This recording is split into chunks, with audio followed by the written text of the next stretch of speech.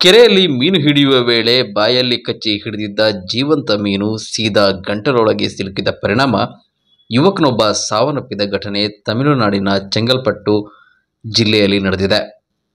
ಮೃತ ಯುವಕನನ್ನ ಆಯರಪಕ್ಕಂ ಗ್ರಾಮದ ಮಣಿಗಂಟನ್ ಎಂದು ಗುರುತಿಸಲಾಗಿದೆ. ಮಣಿಗಂಟನ್ ದಿನಗೂಲಿ ನೌಕರನಾಗಿದ್ದು ಮೀನು ಹಿಡಿಯುವುದರಲ್ಲಿ ಪಳಗಿದ್ದ. ಎಂದಿನಂತೆ ಊರ ಸಮೀಪ ಇದ್ದ ಕಿಳವಳಂ ಎಂಬ ಕೆರೆಯಲ್ಲಿ ಮೀನು ಹಿಡಿಯಲು ತೆರಳಿದ್ದಾನೆ.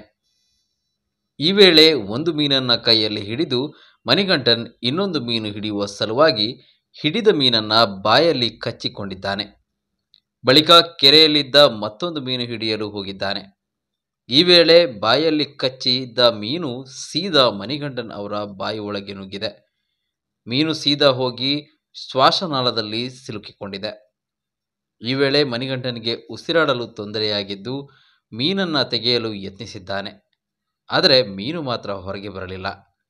ಕೂಡಲೇ ನೀರಿನಿಂದ ಹೊರಗೆ ಬಂದ ಮಣಿಗಂಟನ್ ತನ್ನ ಮನೆಯ ಹತ್ತಿರ ಹೋಗಿದ್ದಾನೆ.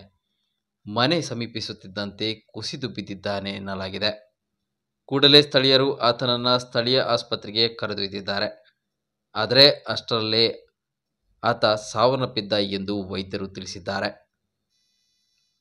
ತಮಿಳಿನಲ್ಲಿ ಪಣಂಗೊಟ್ಟೈ ಎಂದು ಕರೆಯಲ್ಪಡುವ ಮೀನು ಇದಾಗಿದ್ದು ಮಣಿಗಂಟನ್ ಅವರ ಶ್ವಾಸನಾಳದಲ್ಲಿ ಮೀನಿನ ರೆಕ್ಕೆಗಳು ಸಿಕ್ಕಿಹಾಕಿಕೊಂಡಿತ್ತು.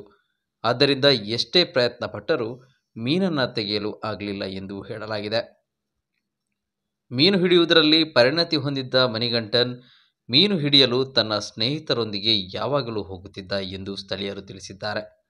ಆದರೆ ದುರ್ಘಟನೆ ನಡೆದ ದಿನ ತಾನೊಬ್ಬನೇ ಹೋಗಿದ್ದರಿಂದ ಈ ಘಟನೆ ನಡೆದಾಗ ಮಣಿಗಂಟನ್ ರಕ್ಷಣೆಗೆ ಯಾರೂ ಇರಲಿಲ್ಲ.